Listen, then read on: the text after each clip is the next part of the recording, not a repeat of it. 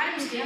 1903ஆம் ஆண்டு நம்ம கர்ம வீரர் காமராஜர் பிறந்த தினம் என்று அவரை பத்தி ஒரு சின்ன பாட்டு பாடுறேன், கேளுங்க சரிங்களா?